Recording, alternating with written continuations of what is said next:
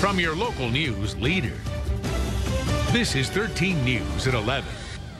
It was an unspeakable crime in a quiet neighborhood. A 91-year-old woman murdered in her own home. Tonight, police say they have a suspect in the case. Their big question, where is he? It's Tuesday night and the big story on 13 News, the search for a suspect in a brutal murder of an elderly woman. 91-year-old Elaine Jones was found dead in her Parkview Avenue home on April 15th. Police say she was beaten to death.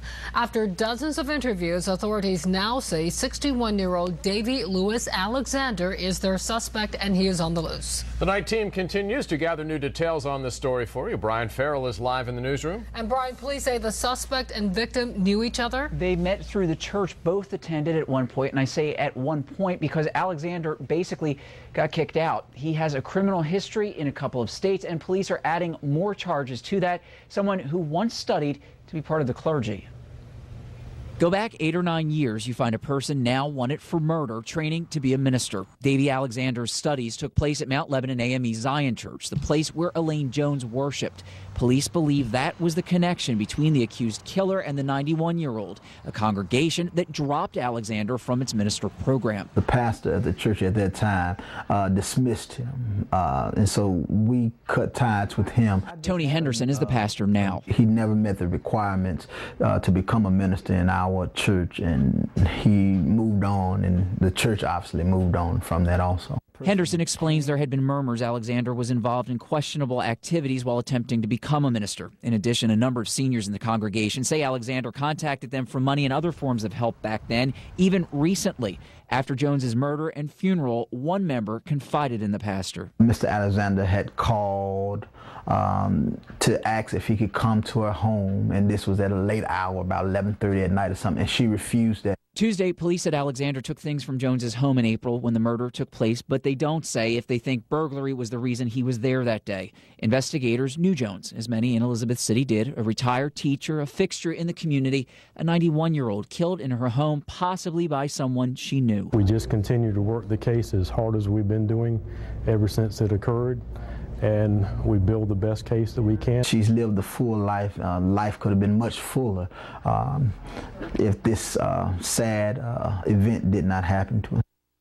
Alexander has family in the Philadelphia area, and federal groups are helping to track him down. If you know where he is, you know anything about the crime, you can contact any member of the Elizabeth City Police Department. Live in the newsroom, Brian Farrell, 13 News. Thanks, Brian. Justin, to the newsroom. An arrest in the death of an elderly woman in Suffolk. 59-year-old Velma Brown is charged with involuntary manslaughter and the death of Elizabeth Newby. Police say Brown pushed Newby at a senior luau at the National Guard Armory last August. Brown reportedly believed Newby cut in line in front of her. Newby died 2 weeks later. Tonight, Velma Brown is out on bond, awaiting her next court date. Well, since News Sense 6, police have identified a man found dead in Portsmouth in the Dales Homes neighborhood. The body of 17-year-old Hugo Arellano was found in an SUV outside a home on Nashville Avenue. Neighbors tell 13 News they didn't notice anything unusual until the fire department responded to a medical call. On the way to the call, EMTs spotted the body. It's scary.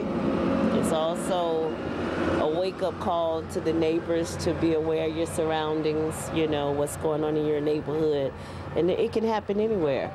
Police aren't saying how Arellano died or anything on a possible suspect. We're told Arellano was from Chesapeake. A scary situation today for 6 contractors working on the USS Baton. The contractors were working in the tank section of the ship at BAE Systems when one of them became dizzy.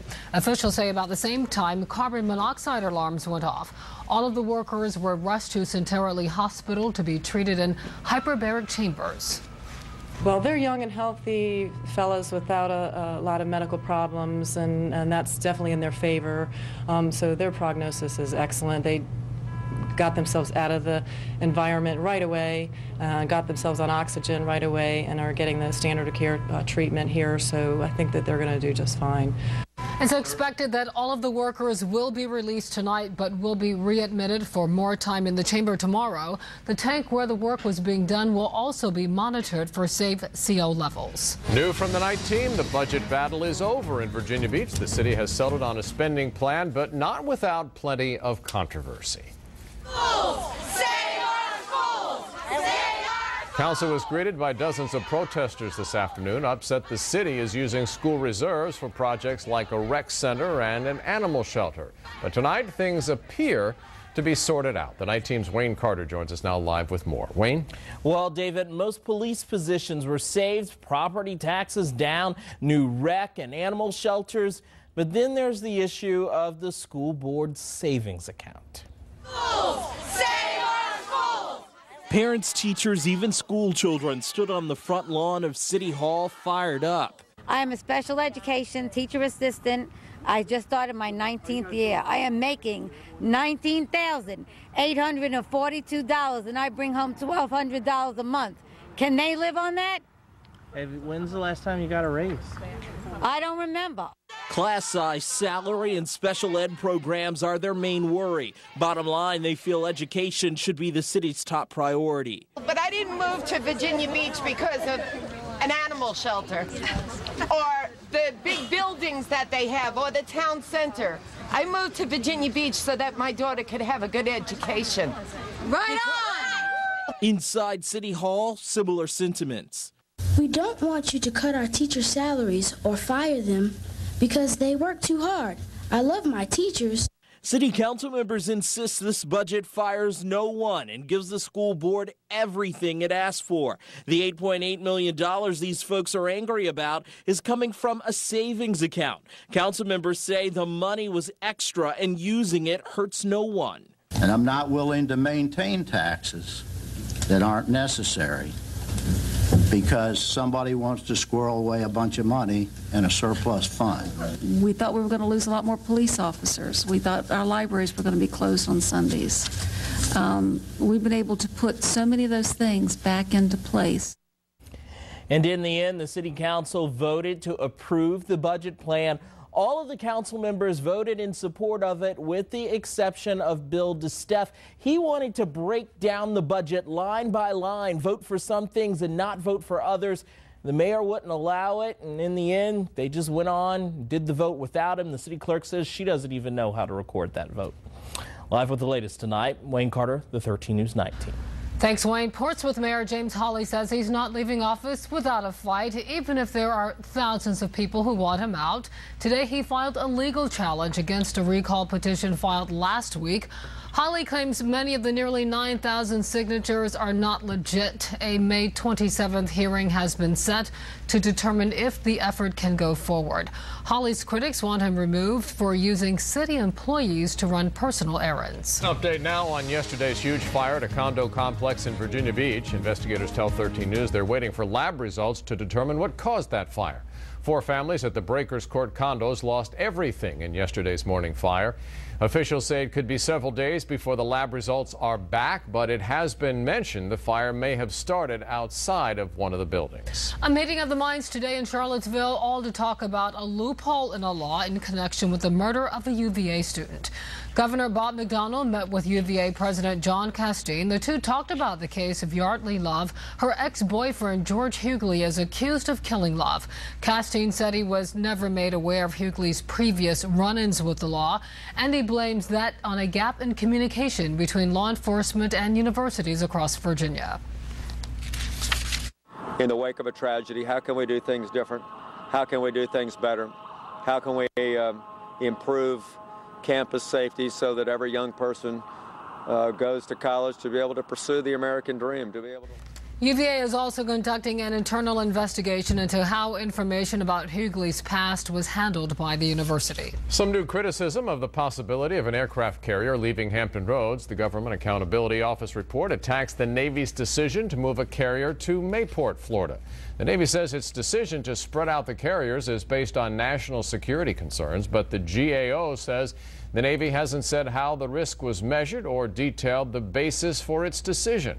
If a carrier left Hampton Roads, it would mean the loss of thousands of jobs. A bitter battle over a lawn sign is brewing in Chesapeake tonight. One man is airing his gripe over what he calls shoddy work by a local contractor by displaying this sign in his front yard. Zoning officials have stepped in and told the homeowner to take it down.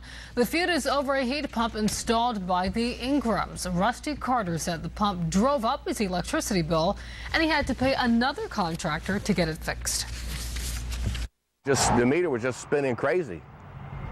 And I really hadn't paid much attention to it because it's a brand new unit. What problems can you have? I told my son to get me the thermostat and I'd put it on for him. Well, for some reason, he was unable to get it right away.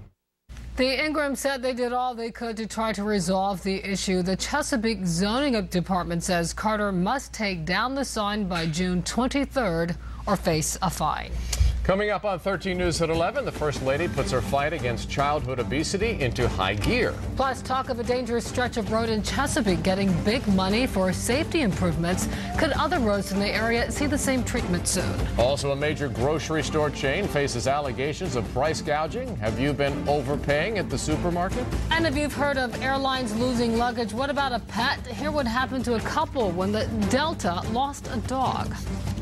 And we're looking at a major warm-up tomorrow, but it only lasts one day. A little bit of wet weather to track as well. Stay tuned. A lot going on with the weather pattern.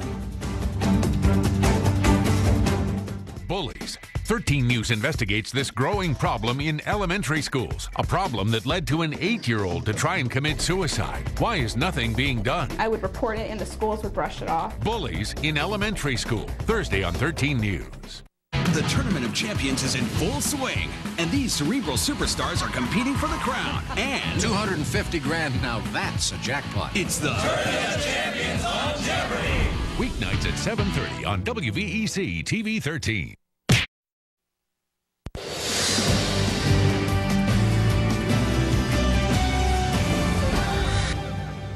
America's closest ally has a new leader. David Cameron became the new Prime Minister of Great Britain this afternoon. Cameron, who is 43 years old, takes over for Gordon Brown. Cameron's Conservative Party won the most seats, but not a majority in Britain's national election last week. President Obama called Cameron to congratulate him and to invite him to the White House this summer. And welcome back. Budgets may be tight, but it's safety first in Chesapeake and Norfolk tonight. Chesapeake City Council discussed a $2 million plan to improve Elbow Road. 4 people have died on the winding road since 2006. The city hopes to widen the bends in the road and add flashing warning lights. They also hope to add gravel shoulders. We're looking this year with a focus on safety. And that's first and foremost what we're looking at. And this project for Elbow Road, came to the top as. In Norfolk, City Council discussed a number of road improvements. One plan in the budget calls for $400,000 for St. Paul's Boulevard. A blame game on Capitol Hill today in the Senate hearings on the oil rig disaster in the Gulf of Mexico. The heads of several corporations involved in the oil spill were on hand to testify. BP, which owned the rig that exploded, says rig operator Transocean is to blame, but Transocean officials point the finger at Halliburton, which was responsible for encasing the oil pipe in cement. And the group overseeing and regulating oil drilling has been accused of being too close to oil company executives. As finger pointing continued among the groups, senators quickly grew frustrated. I hear one message, and the message is, don't blame me. Well, shifting this blame does not get us very far. BP officials have repeatedly said the company will pay for the oil cleanup costs. In the meantime, a second smaller containment box has just been lowered to the site of the spill in an effort to stop the leak. Grocery chain Kroger is facing criminal charges for allegedly overcharging customers. Officials in Los Angeles say the chain, which operates as Ralph's in California, gouged customers for a number of prepackaged and weighed products. Company faces $250,000 in fines. At this point, the only charges filed against Kroger are in California. Tonight, the vice president's son is at a Philadelphia hospital after suffering a stroke. Beau Biden was admitted this morning after some discomfort and a headache. Biden is 41 years old and is Delaware's attorney general. Last year, he returned from a year-long deployment to Iraq with his Army National Guard unit. He's expected to make a complete recovery. First Lady unveiled a sweeping plan today to battle childhood obesity. Michelle Obama has been at the center of this fight for several months. Today, Mrs. Obama released a 70-point plan for reaching the goals set by the campaign. Calls on food companies to help market healthier food to kids. However, it stopped short of recommending federal regulations or taxes on unhealthy items. She says with a plan in place, it's time for the country to act on it. We have a very solid roadmap that we need to make these goals real, to solve this problem within a generation. Now we just need to follow through with the plan. CDC says 2/3 of American adults and 15% of children in the U.S. are overweight or obese. Tonight, they're sorting out what is left of homes and lives after an outbreak of tornadoes in Oklahoma. Many homes are reduced to nothing in the severe weather. Officials have now lowered the death toll to 2. Dozens of others were injured in those storms.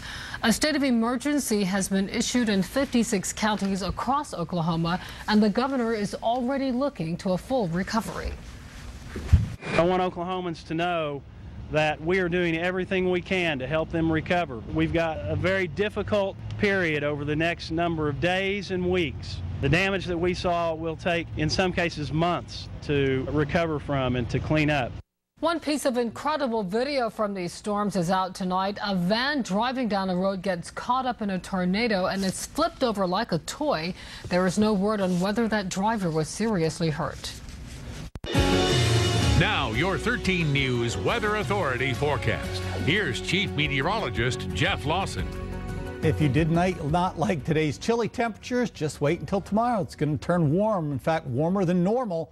And then if you like today, just wait another day after that because it's going to go right back the other way. Literally up and down every other day, as we've been talking about for a while. Meanwhile, a couple of sprinkles this evening. We had a couple of isolated showers earlier today, mainly to the north with a few sprinkles here and there on south side.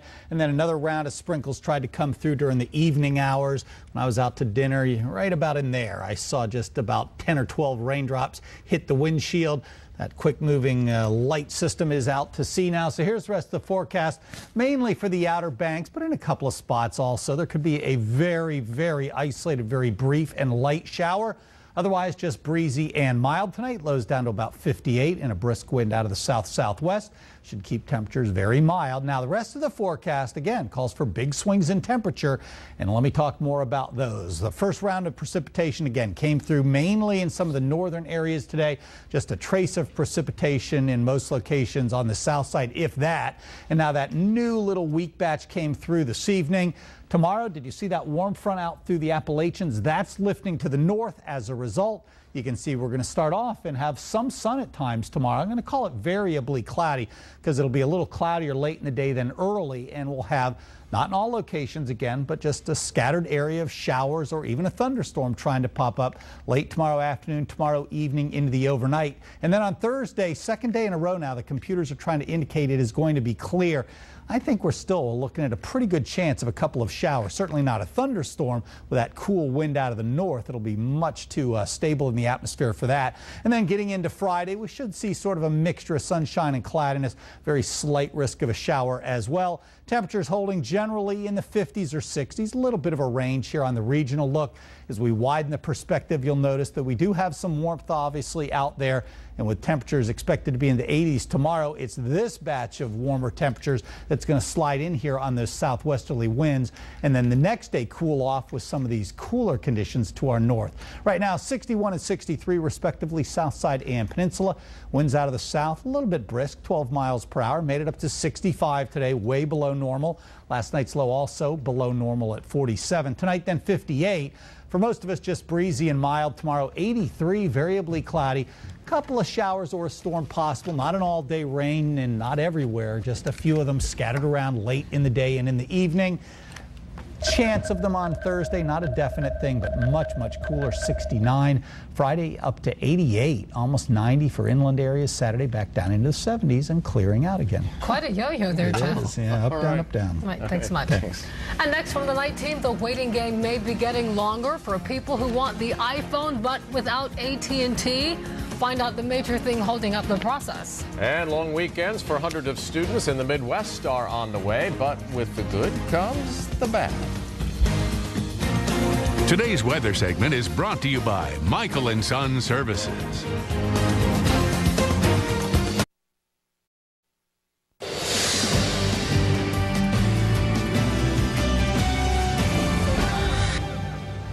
If you are hoping to get the iPhone from a company other than AT&T, you'll be waiting. Apple confirms today its exclusive contract with the company runs through 2012.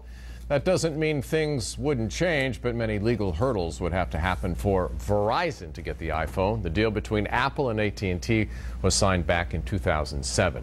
Some long weekends are coming for students in western Missouri, but there will be a price to pay. That's right. The Board of Education in Lathrop has approved a 4-day school week beginning this fall. Here's the catch. 45 minutes will be tacked on to the end of the day on the other 4 days. School officials say this will save $120,000 every year. The extra day off each week will take place on Mondays. Many of us have lost luggage when we fly, but a Canadian couple has lost a lot more and they're heartbroken. They say Delta Airlines lost a dog they adopted during a vacation to Mexico. The pooch was found by the couple as a stray on the beach in Puerto Vallarta. They got the dog shots, bought him a crate, and handed him over to Delta. But somehow, during the luggage process, the dog went missing. The dog was let down by us, I feel like, because it trusted us as its caretakers to safely take it to where it needed to be and that we would be with it. And we trusted Delta, and they let us down. Delta says the dog broke out of the crate and took off. The airline offered the couple $700 for the lost dog.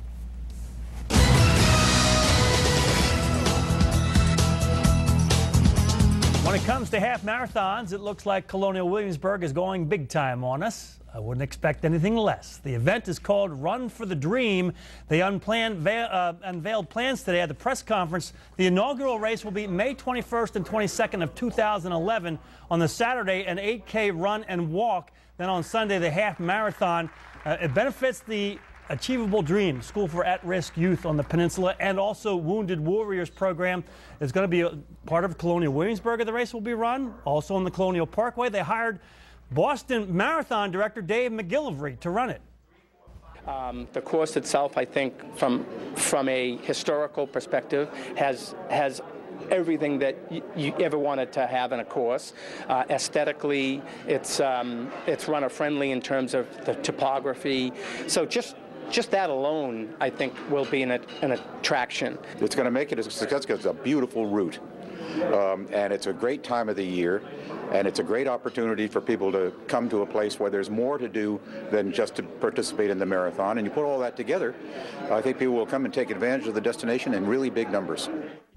More racing. After 3 years and $195 million, NASCAR's brand new Hall of Fame opened its doors today in Charlotte. Grand opening. They had an hour-long ceremony outdoor before they unveiled, and then getting rave reviews from everyone I've heard early on. Any number of cars, any number of interactive displays, such as the driving simulators for fans.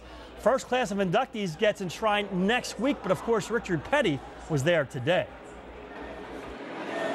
You know, just to see NASCAR grow to what it is today, and to see them finally have a Hall of Fame, and then to be inducted into it on top of that. Of all the thousands and thousands of people it took to get NASCAR where it is today, we just went along for the ride. Yeah, I'm not buying that. The king was driving the bus. When we come back, NBA playoffs, you'll see what LeBron was up to tonight, or not. Cavaliers against the Celtics. Stay with us. Every weeknight. Come on, there's only one place where the biggest and hottest stars come to let loose. I'm a senior. Emmy award-winning Jimmy Kimmel Live, late night tonight on ABC. In the Cavaliers-Celtics series, the home team has won every time. So Game 5 tonight in Cleveland. And the Cavaliers jump out to a 9-point lead. Shaq with the bucket. But LeBron was a no-show. No field goals in the first half. I mean, he played. Here he helped turn the ball over. And here comes the Celtics on the run, scoring 16 straight points. That's Paul Pierce. And then they got it to Ray Allen. Allen had another big game tonight. He hit 6 three-pointers. This one helped the Celtics up at halftime, and you figure to come out in the second half, maybe Cleveland's going to turn it around. Well, no, it was more of Ray Allen. Allen drops another bomb. And then Rajon Rondo, who was tremendous on Sunday, had no points in the first half tonight, 16 in the second half. It was the Celtics giving the Cavaliers their worst home playoff loss ever, 120-88. They lead the series 3-2. Major League Baseball tonight, Nats against the Mets.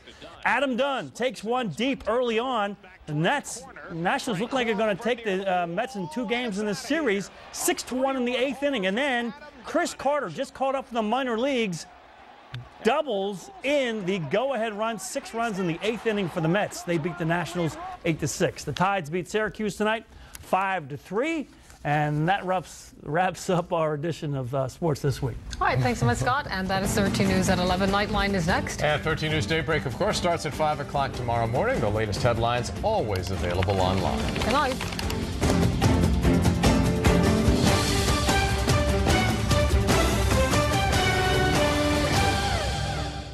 WVEC-TV 13 is part of BELO. From coast to coast, BELO Media Company share the highest standards of journalism and community service, listed on the New York Stock Exchange as BLC. 13 News. We are your local news leader.